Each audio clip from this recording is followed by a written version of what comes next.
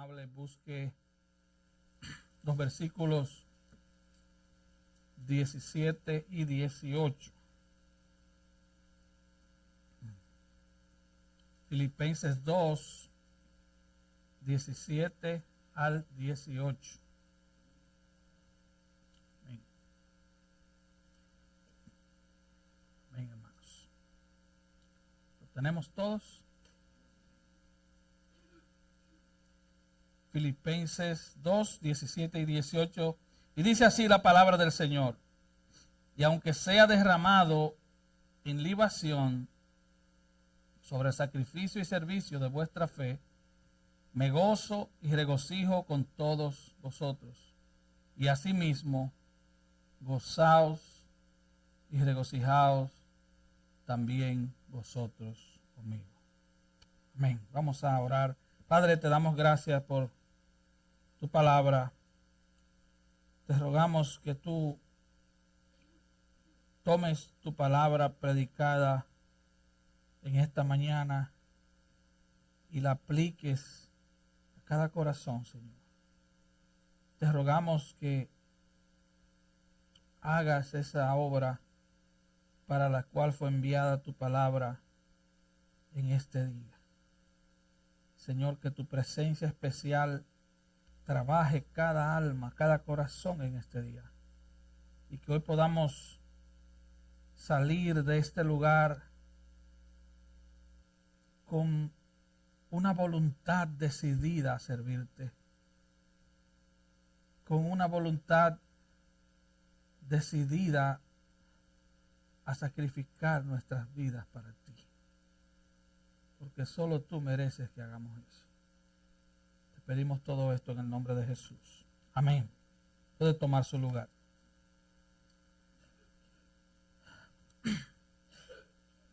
En una calurosa mañana del 6 de julio de 1415,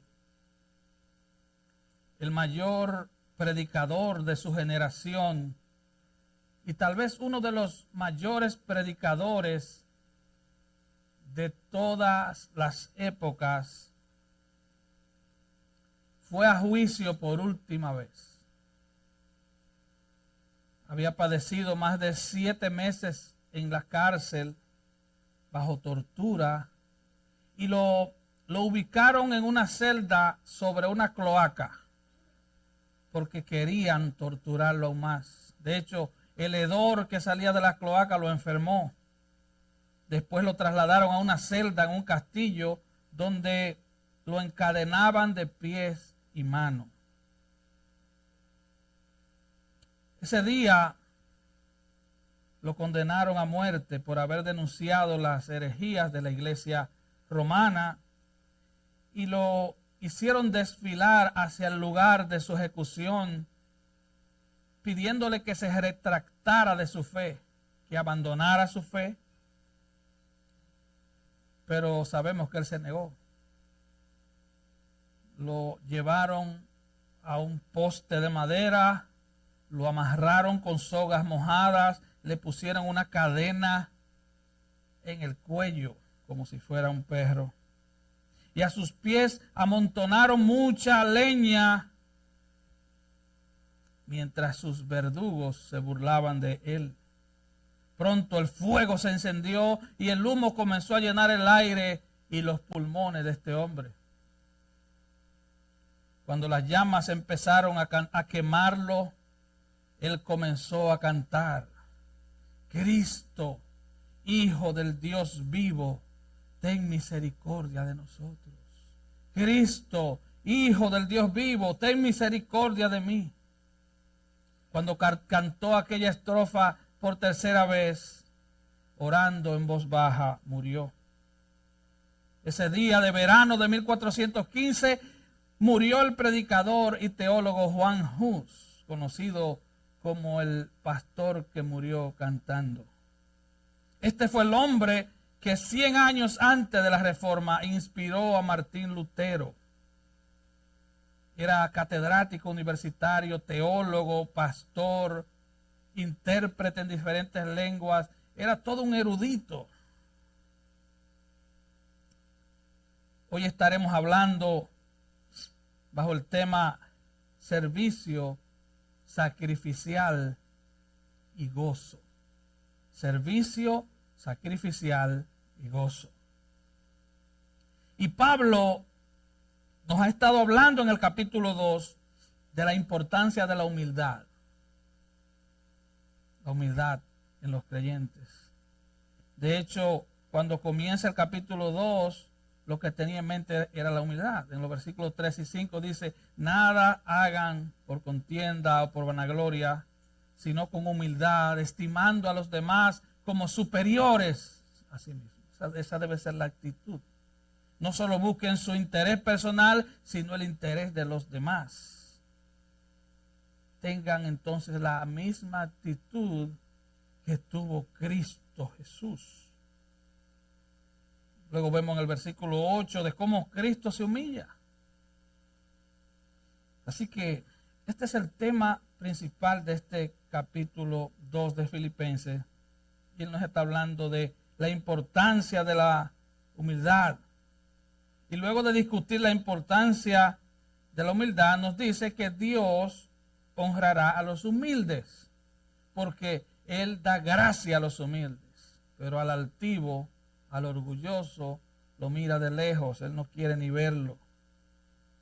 Dios nos salva entonces gratuitamente por gracia, pero ahora nosotros debemos ocuparnos de nuestra salvación con temor y temblor. Y decíamos en prédicas anteriores que la palabra temor en el griego es una palabra tan fuerte, significa fobia. Y temblor en el griego significa trauma. Debemos traumarnos ante solo la idea de que podemos ofender a Dios. No debemos vivir vidas sin propósito. El cristiano debe pensar. Usted dirá, eso es muy sencillo. No, eso no es sencillo. El cristiano debe pensar. Cada cosa que hagas, cada palabra que dices, cada pensamiento, tú debes filtrarlo con la palabra de Dios. Debemos ocuparnos de nuestra salvación con temor y temblor. Y luego sigue diciendo, palabras mías, no importa lo difícil que sea tu vida como cristiano, hagan todo sin murmuraciones ni contienda, hagan todo sin quejarse. Así que si resumiéramos los versículos 1 al 16, diría algo así como, estamos llamados a trabajar humildemente nuestra salvación, sabiendo que es el poder de Dios obrando en nosotros, y hacerlo en cada circunstancia y en cada dificultad, sin quejarnos y sin contienda. Ese es el patrón de nuestro servicio espiritual.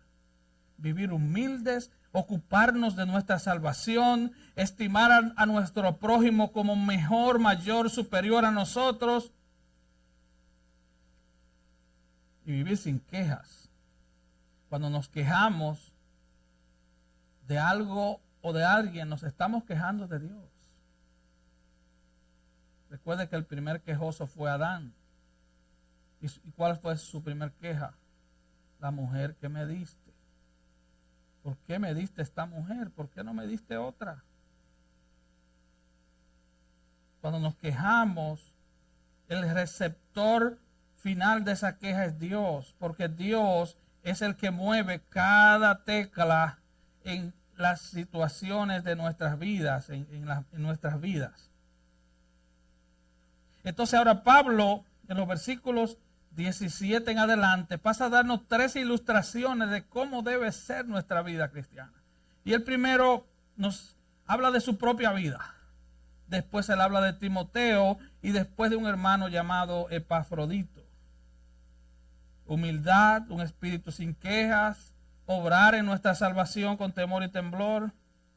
Y ahora él ilustra esas verdades. Pablo, claro, está inspirado por el Espíritu Santo. Él tenía la facilidad de decir mucho en pocas palabras. Y él muestra 3 modelos aquí. Pablo era prisionero en su propia habitación alquilada en Roma. él estaba amarrado con cadenas a un soldado romano 24 horas al día. A él no le quitaban las cadenas para dormir.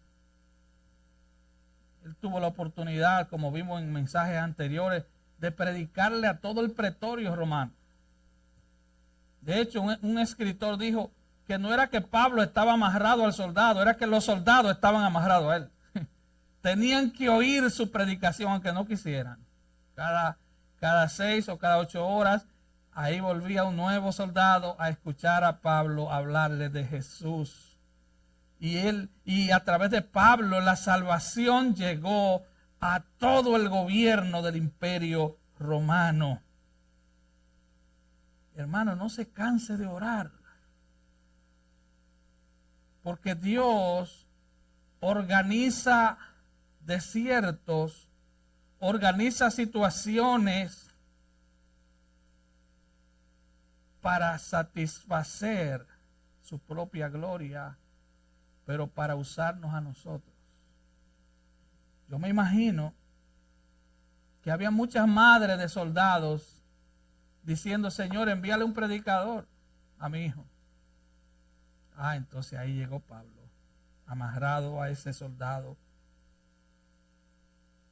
y ahí llegó la salvación.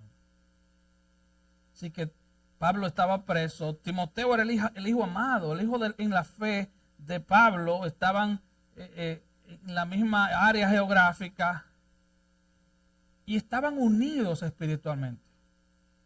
Y Epafrodito fue el hombre que Dios usó para ayudar en el sostenimiento económico de Pablo. Pablo acaba de decir en el versículo 16: yo no quiero correr en vano. Yo no quiero trabajar en vano. Yo no quiero. Así que podríamos decir que Pablo tenía un temor saludable a trabajar en vano. Él dijo en 2 de Corintios 5, el amor de Cristo me constriñe. Así que Pablo tenía dos motivaciones fuertes: amor y un santo temor. Tengo temor de que mis esfuerzos sean en vano. Yo creo que ese es el temor de todo siervo de Dios, de toda sierva de Dios. Es ese. El temor de que un día una de las personas a las que atiende espiritualmente le llegue el día y esa persona simplemente, la palabra de Dios le entró por aquí y le salió por aquí.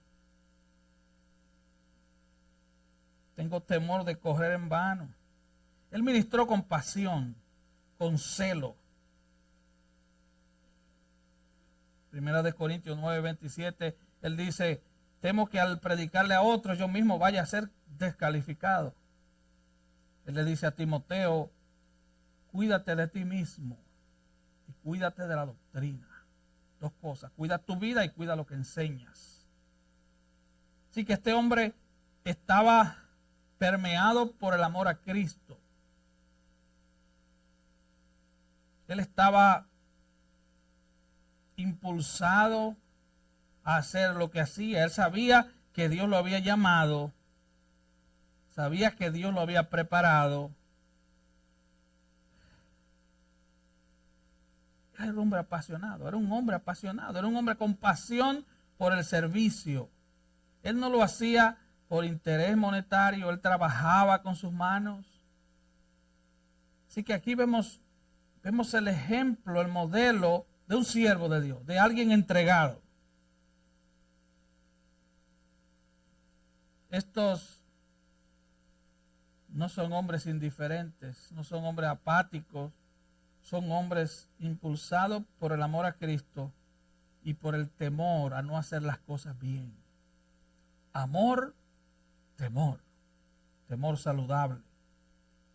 F.B. Meyer escribió sobre esta pasión de Pablo en estas palabras. Él dijo: es cierto que antes de que cualquier servicio que hagamos a Dios o al hombre pueda ser beneficioso, duradero o permanente, debe estar saturado con la sangre de nuestro corazón. Lo que no nos cuesta nada no beneficiará a otros. Escuche, lo que no nos cuesta nada no beneficiará a otros. Si no hay lágrimas y oración, si falta ese amor del que habla el apóstol Pablo en 1 Corintios 13, podemos hablar todas las lenguas de hombres y de ángeles, podemos conocer todos los misterios y todo conocimiento, podemos otorgar todos nuestros bienes para alimentar a los pobres, pero no servirá de nada. Busquemos más bien, decía F.B. Meyer, ser derramados como ofrenda que hacer mucho sin sentir el menor dolor del alma. Sin dolor en el corazón no hay semilla espiritual, escribió este hombre. Sin dolor en el corazón no hay semilla espiritual. Las personas que marcan la diferencia en el mundo son las personas con pasión y celo. En cualquier área en que se desarrolle. Así que aquí nos encontramos con 3 hombres apasionados, siervos espirituales del Señor que vivieron para exaltarlo a cualquier costo. Cuando alguien a mí me pregunta ¿qué yo debo dejar para ser cristiano? Lo primero que me llega a la mente es pregunta equivocada. Ser cristiano no es dejar algunas cosas. Tú puedes dejar la marihuana porque te nació un hijo. Tú le puedes ser fiel a tu esposa por miedo a que ella te encuentre.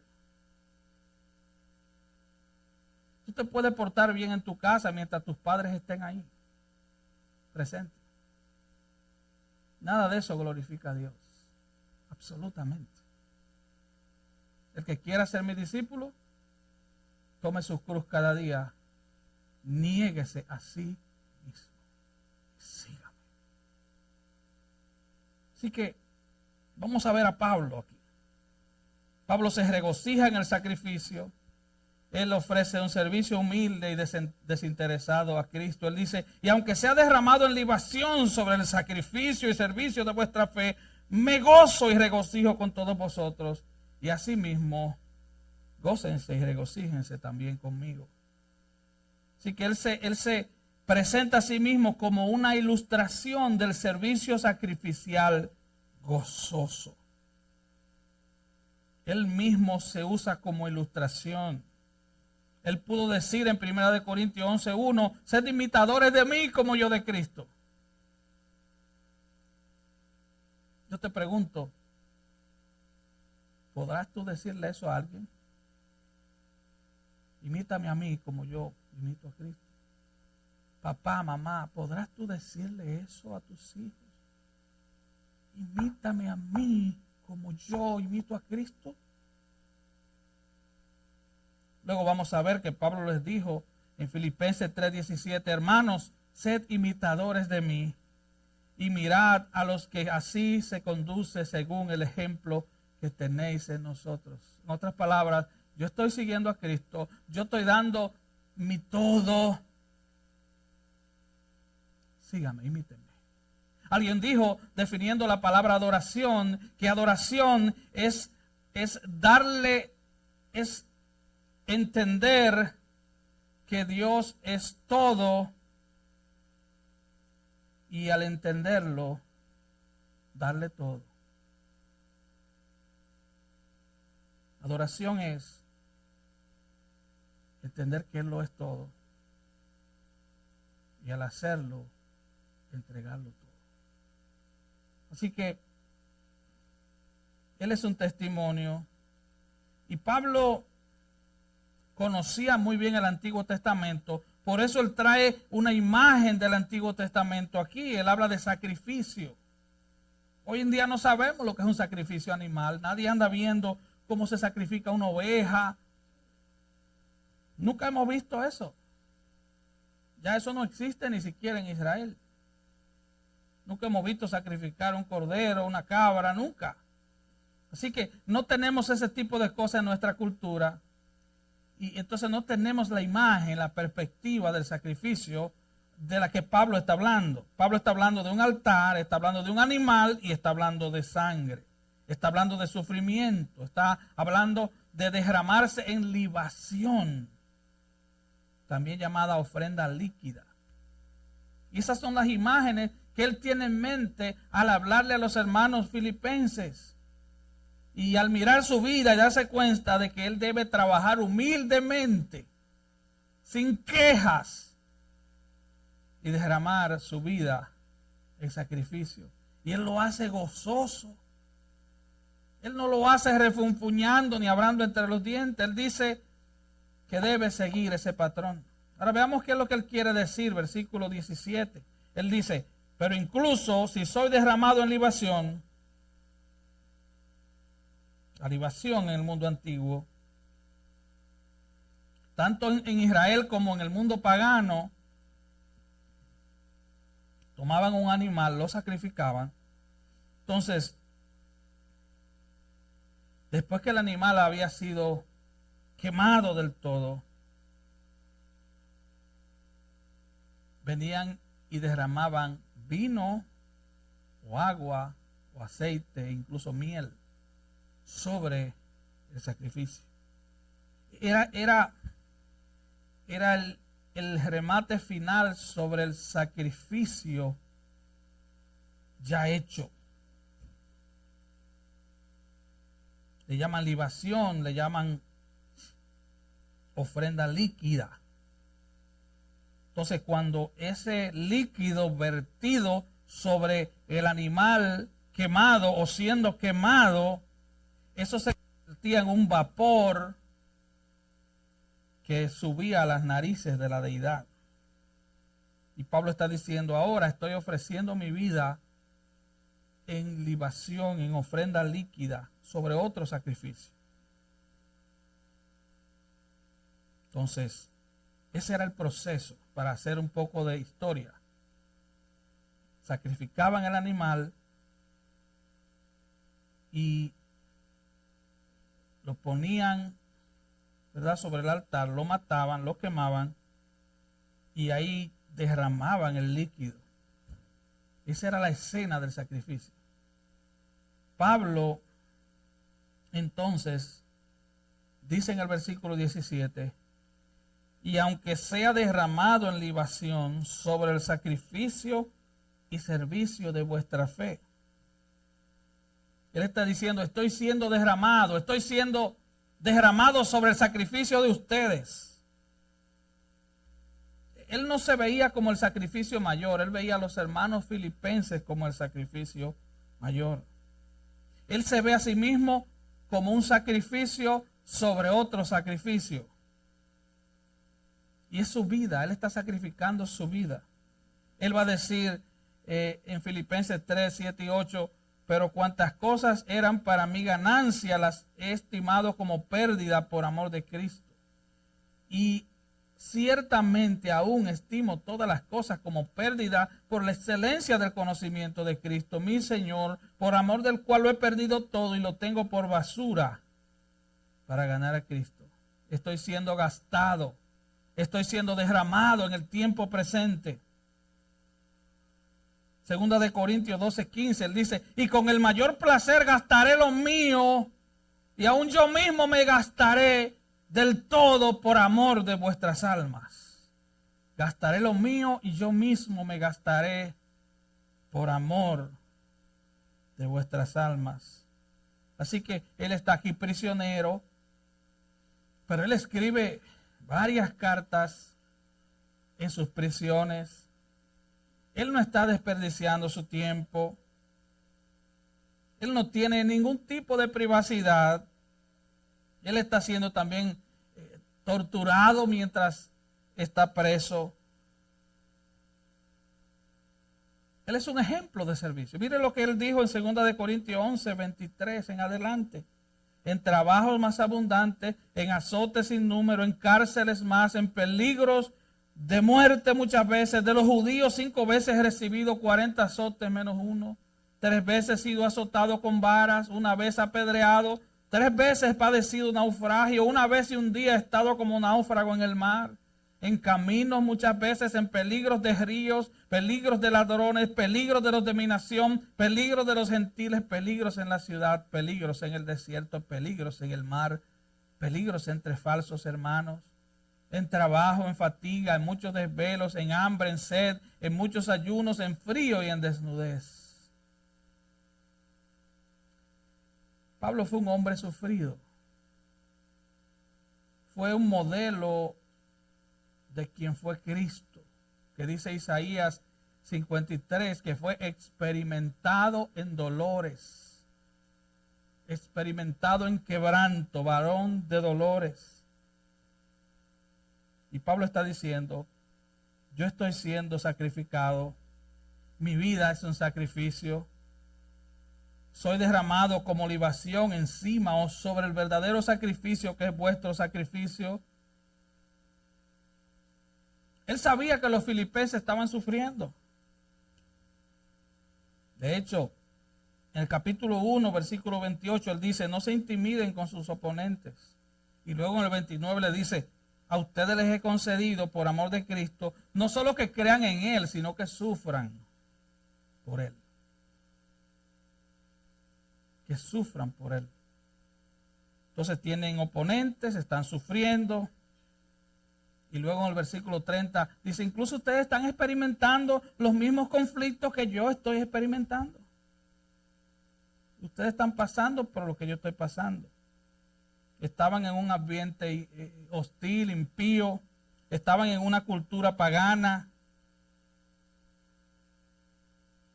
Entonces, él le dice a los filipenses, yo soy un sacrificio viviente sobre su sacrificio. Esto nos habla del carácter de este hombre. Nos está hablando de la humildad de Pablo. Él no se exalta sobre ellos. Así que algunos de nosotros nos hubiéramos quejado. Muchos de nosotros nos hubiéramos quejado.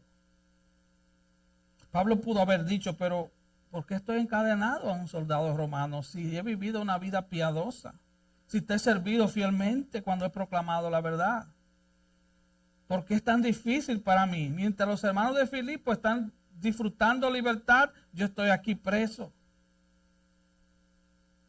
Ellos se pueden congregar libremente. Yo estoy aquí en una cárcel hedionda. Ese no es el pensamiento de Pablo. Ese es el pensamiento de un corazón orgulloso y egoísta. Él nunca hizo la pregunta, ¿por qué estoy en cadenas? No, él dijo, yo soy prisionero de Cristo. Yo sé que estoy preso porque el que organiza todo evento en mi vida me tiene aquí. Él entendía la soberanía de Dios. Nos quejamos hasta porque se nos rompió una uña.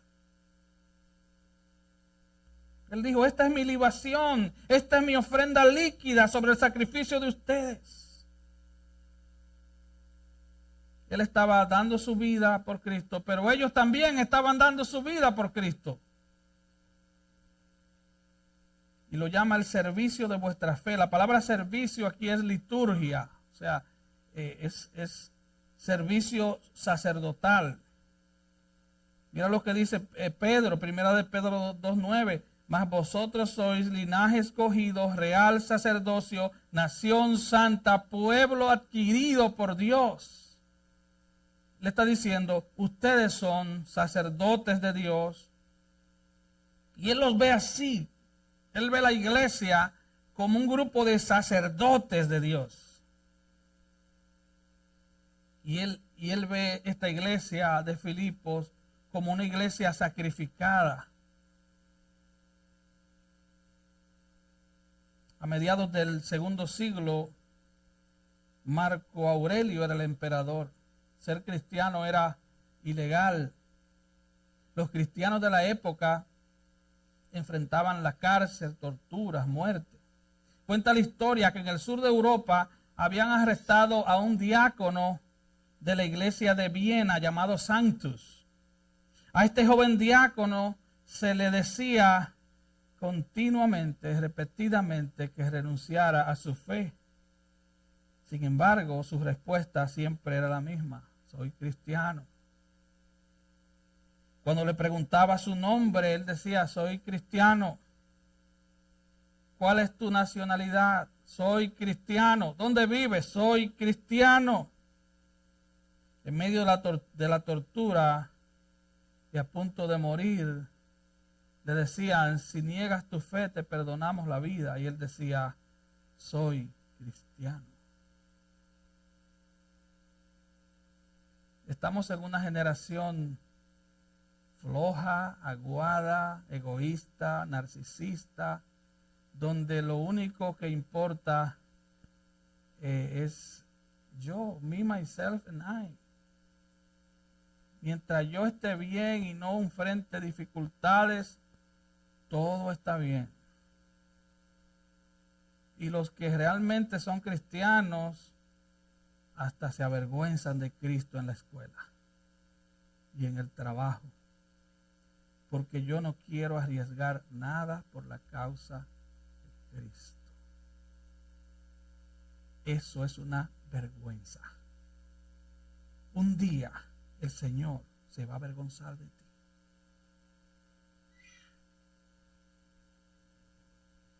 Así que los hermanos de Filipos eran fieles en medio del sufrimiento. Cuando yo veo hermanos y hermanas de esta iglesia local que le sirven al Señor en medio de su sufrimiento, algunos en medio de su enfermedad, yo puedo gozarme como Pablo. Yo puedo decir: yo soy la ofrenda líquida sobre tu sacrificio. Hermanos, quedan todos. ¿Sabe? Analizando la pandemia pasada, podríamos decir que Dios permitió esa pandemia para zarandear la iglesia. Mucha gente que se llamaba cristiana, usted lo veía en Walmart, lo veía donde quiera, iban al trabajo, pero no venían a la iglesia. Y muchos no volvieron más. O sea, el virus sirvió para ver quiénes eran y quiénes no eran. Vemos en la historia la peste bubónica, la fiebre española, que cuando llegó, los pastores iban, los enfermos iban. De verdad, muchos murieron, están con el Señor, lo cual es muchísimo mejor. Pero las iglesias no se cerraron.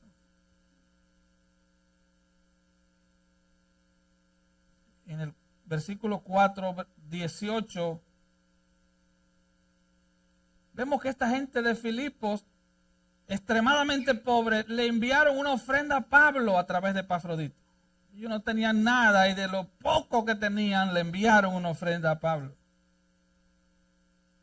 Y Pablo dice: lo que enviaste es olor fragante, sacrificio acepto, agradable a Dios.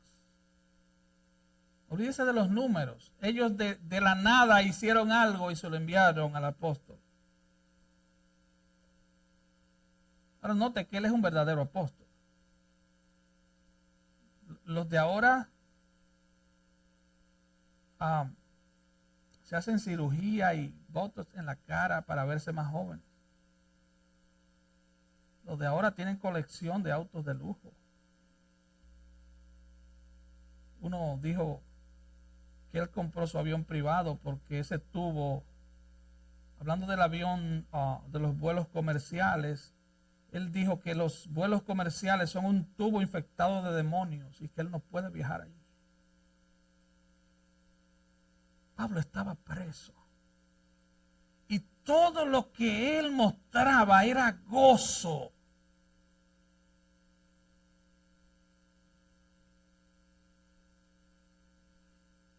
Dice: aunque sea derramado en libación sobre el servicio, sobre el sacrificio y servicio de vuestra fe.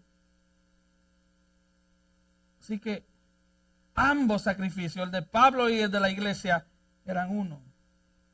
Y estaban unidos en el sacrificio. Cuando yo veo hermanos de esta casa sufriendo, pero yo veo otros hermanos llorando con ellos, orando con ellos, ayudándolo en sus necesidades, yo digo, aquí hay unidad espiritual. Unidad espiritual. Unidad en el sufrimiento. Unidad en la necesidad. Cuando yo tomo el problema de mi hermano como si fuera mío para llevarlo al trono de la gracia en oración, ahí hay unidad espiritual. Así que toda la vida de Pablo fue un sacrificio. Pero mira lo que él dice al final del versículo 17. Él dice, me gozo y regocijo con todos vosotros. Mi vida es un sacrificio, pero yo me gozo. No es gozo a pesar de. No es que él diga, me está llevando el diablo, pero como quiera me gozo. No, eso no fue lo que él dijo. Él dijo, yo me gozo porque soy partícipe de los sufrimientos de Cristo. Yo me gozo por eso. Él mismo se entregó en sacrificio. ¿Alguna vez has pensado cómo algunos misioneros viven en esas condiciones? ¿Qué tú dirías, papá, mamá, si uno de tus hijos mañana te dice, papi, mami, yo quiero irme de misionero al Medio Oriente? ¿Qué tú le dirías? ¿Le dirías como Pedro le dijo al Señor? Ay, que tal cosa no te acontezca. O le diría, voy a orar por ti, porque si esa es la voluntad de Dios, que tú seas derramado en sacrificio delante del Señor, yo me gozaré contigo. Tú quieres que tus hijos vayan a las grandes ligas para que te traigan billetes. ¿Eso es lo que tú piensas? Y aún así te llamas cristiano. Aún tú puedes decir como este joven diácono Sanctus, soy cristiano.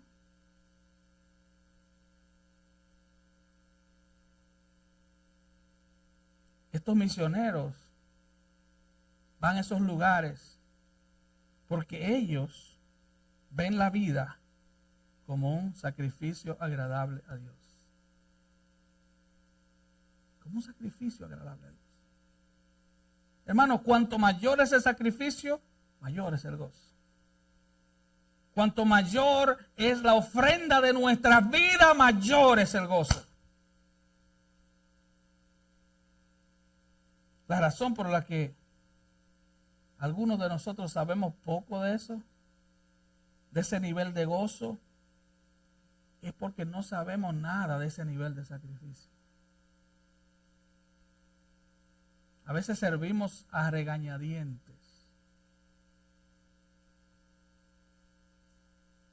O sí, podemos pasarnos el sábado entero de party.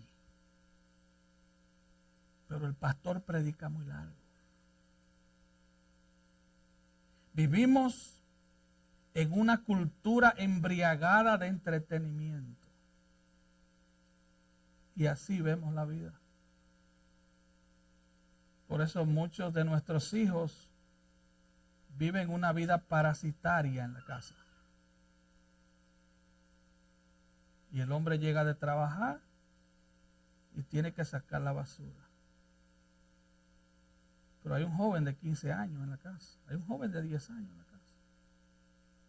La mamá llega de trabajar y tiene que limpiarle los trastes al muchacho, al mandulete de 15, 20 años. Estamos criando una generación parasitaria, egoísta, narcisista. No estamos forjando el carácter de nuestros hijos. No les estamos enseñando el valor del trabajo, del sacrificio. No les estamos enseñando que cada dólar cuesta sudor y sangre. No les estamos enseñando eso. Estamos creando muñequitos, bonitillos, señoritos. No estamos criando hombres. Se está quedando el mundo sin hombres.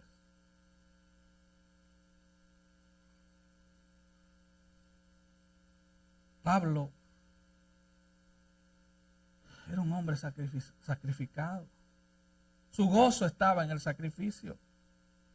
Su gozo estaba en la ofrenda que él daba. No estoy hablando de dinero. Su vida era una ofrenda. Su vida. Dice, ya no vivo yo. Ahora vive Cristo en mí. Por eso dijo en Hechos 20:24, pero de ninguna cosa hago caso, ni estimo preciosa mi vida para mí mismo. Con tal de que acabe mi carrera con gozo. Con tal de que acabe mi carrera con gozo. Con tal de que un día, cuando la muerte me sorprenda o suene la trompeta, ese día yo esté gozoso sirviéndole a Cristo. Entonces él le dice a los filipenses, no se preocupen por mí, mi vida está siendo derramada, pero yo me estoy gozando, yo me estoy gozando.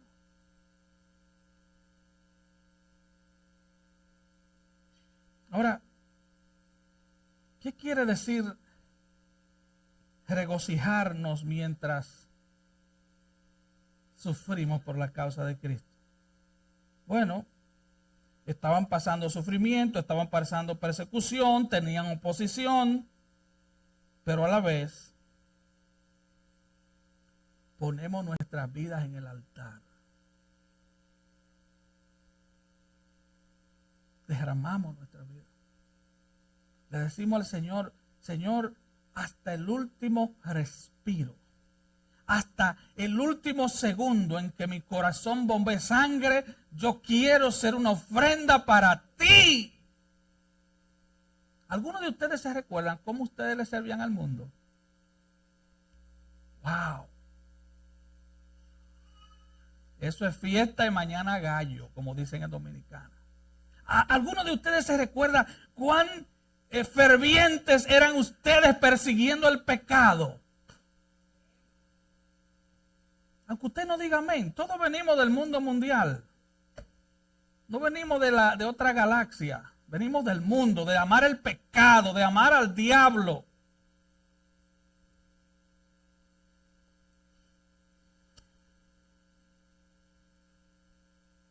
Así que este gozo de Pablo no está relacionado con las circunstancias para nada. Si las circunstancias son buenas, tengo gozo terrenal. Si las circunstancias son negativas, perdemos el gozo. Muchos cristianos nunca han conocido el regocijo espiritual nacido del sacrificio. Porque hacen las cosas cuando sienten hacerlas. Yo hoy no siento ir a la iglesia. ¿Sabe, hermano? Cuando tú vienes enfermo a la iglesia, tú te estás sacrificando por venir a adorar a Dios. Es más, tu adoración es mayor cuando tú vienes a la iglesia enfermo. Dios está viendo tu sacrificio. Aunque tú no puedas ni decir amén, aleluya, aunque tengas tanto dolor, y yo puedo hablarle de eso. Gloria a Dios. Mi vida es un sacrificio para Él. Yo quiero agradarle a Él. Yo quiero agradarle a Él. Recuerdo muchos años atrás cuando la iglesia comenzaba, una hermana a cada rato, ay, estoy enferma. Pero un día, saliendo yo del servicio, nos paramos en Walmart. Y ahí estaba la hermana comprando en una fila. Saliendo del servicio. Y dice, oh, hermana, y se sanó. Dice, sí, estoy mejor.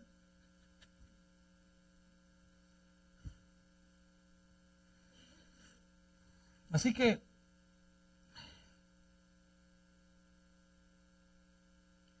para la mayoría de nosotros es extraño hablar de sacrificio. Vemos a alguien que se va a un lugar de indigentes, a un lugar de pobres, a un lugar de persecución. Y decimos, ¿y cómo puede soportar eso? ¿Qué existencia tan miserable? En verdad es todo lo contrario, porque ellos han encontrado su gozo en el servicio a Dios. Hay gente que está esperando el momento perfecto para servirle a Dios. Hay gente que está esperando el momento perfecto para irse una semana en ayuno y oración. Te tengo noticia, ese momento nunca va a llegar.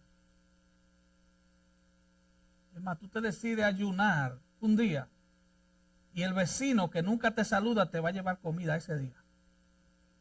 Ese día te va a llevar comida. Él no te saluda, pero ese día tú estás ayunando y el diablo lo va a enviar con la comida que más te gusta. Un sancocho de 7 carnes te va a llevar ese día. Así que, servicio sacrificial y gozo. Veamos un ejemplo. John Wesley, por más de 50 años se dedicó a predicar el evangelio en los lugares más pobres del Reino Unido, de Estados Unidos y otros lugares. Recorrió más de 400,000 kilómetros a caballo. Él llegó a decir, el mundo es mi parroquia. Yo quiero predicarle al mundo a caballo. Predicaba regularmente de 4 a 5 veces al día. Una semana antes de su muerte, predicó su último sermón.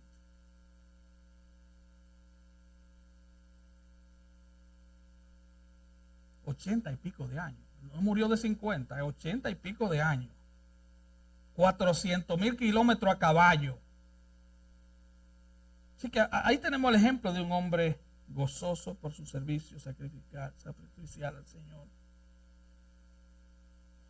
Mira lo que dice Hechos 5:41 de los apóstoles cuando fueron apresados y liberados milagrosamente. Dice, y ellos salieron de la presencia del concilio gozosos de haber sido tenidos por dignos de padecer afrenta por causa del nombre.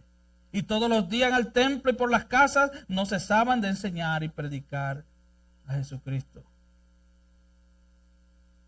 Tal vez tú piensas que alguna enfermedad, alguna situación en el hogar, algún problema económico, eso es un impedimento para que le sirvas a Dios.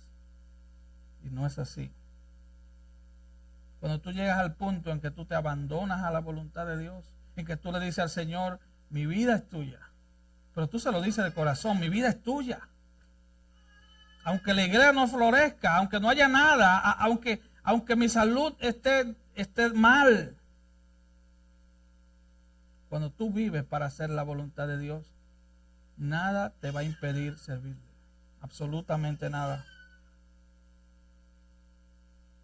Y la razón por la que sabemos poco acerca de este tipo de gozo es porque sabemos poco acerca de ese tipo de sacrificio. Porque nos sacrificamos para ir a trabajar. Porque confiamos más en el dólar americano que en Cristo. Porque nos sacrificamos para ir a la escuela, para estudiar, pero no nos sacrificamos para llenarnos de la palabra de Dios, estudiarla.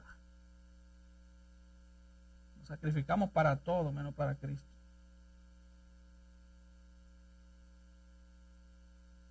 Déjame hacerte una pregunta. ¿Qué estás sacrificando al servicio de Cristo? ¿Qué cantidad de tiempo, qué cantidad de tu tesoro estás sacrificando por la causa de Cristo? Lo diré de otra manera. ¿A qué has dicho no para decirle sí a la voluntad de Cristo? ¿A qué le has dicho no para obedecer y seguir el reino de Dios? ¿A qué le has dicho no para poder servir en tu iglesia local? Esa es la pregunta. Pablo vivió en una vida de gozo sacrificial. Y la razón por la que tenemos una sociedad tan descontenta, tan infeliz, es porque tenemos mucha gente, incluso muchos cristianos, que tratan de encontrar el gozo en las posesiones materiales.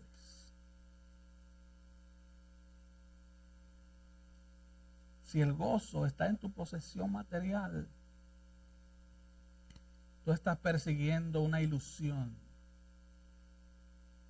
El escritor de Eclesiastés dice que es como perseguir el viento. Te imaginas que al terminar el culto tú salgas corriendo a pie por ahí. ¿Y qué tú haces? Oh, no, estoy persiguiendo el viento. Esa es la vida del que vive para gozarse solo en los bienes materiales. Pablo le dice a Timoteo que Él es que nos da todas las cosas para que las disfrutemos, pero si el motivo de tu gozo son tus bienes, estás persiguiendo una ilusión. Nunca vas a conocer el verdadero gozo, el gozo insuperable, el gozo sacrificial, el gozo que permite a un hombre que está siendo quemado en una hoguera cantar. A un hombre en una cama de hospital gozoso o gozosa, una mujer. Mira otro ejemplo para ir terminando. George Mueller cuidó 100,000 huérfanos durante toda su vida, sin nunca pedirle un centavo a nadie. Era un hombre de oración. Solo oraba y la provisión llegaba. Era un hombre de la Biblia, era un hombre de la oración. Cuando cumplió sus 70 años, usted diría, ¿se retiró? No, él comenzó un nuevo ministerio. Ahora él se dedicó 100% a predicar en muchos lugares. Viajó más de 300,000 kilómetros predicando en Estados Unidos, Australia, India, China, Japón y decenas de otros países. Duró 22 años en ese nuevo ministerio. El corazón de Mueller era cautivo de un deseo infatigable de servir y glorificar a su Señor. Él encontró gozo en el servicio sacrificial a su Señor. Unos meses antes de morir, predicó su último sermón.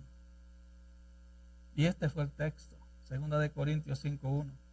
Porque sabemos que si nuestra morada terrestre, este tabernáculo, se deshiciere, tenemos de Dios un edificio, una casa no hecha de manos, eterna en los cielos.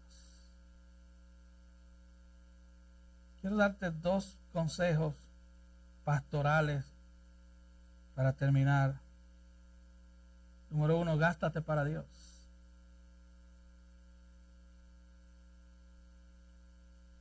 Como quiera te estás gastando. Te vas a gastar. Hace 25 años yo salía del culto a evangelizar 3 horas. Ahora tengo que irme a echar un sueñito. ¿Sabe qué significa eso? Me estoy gastando.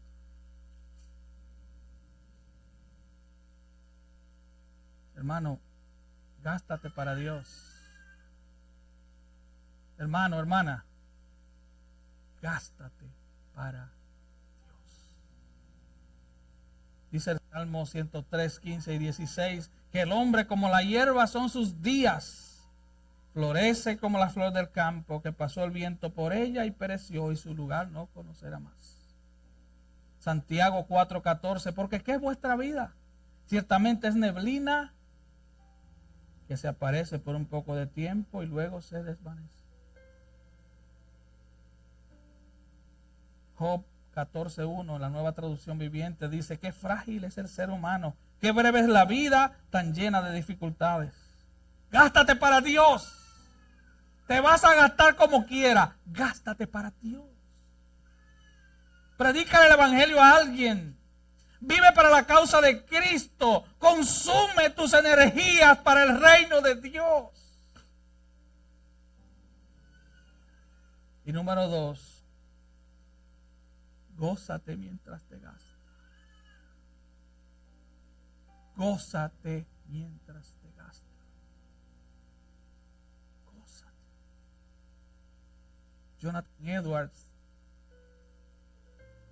en un libro así de gordo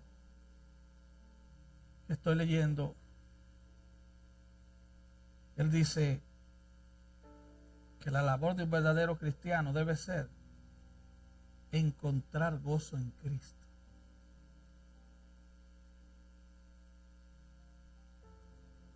Algunos de nosotros encontrábamos gozo en la botella o en vivir desenfrenadamente, dándole rienda suelta al pecado. Y encontrábamos gozo, supuestamente, nos volvíamos locos. Encuentra gozo en Cristo. Joven, tú no siempre vas a tener 18. Aquí hay algunos hermanos, incluyendo mis hijos, que comenzaron en el ministerio de alabanza y eran unos niñitos.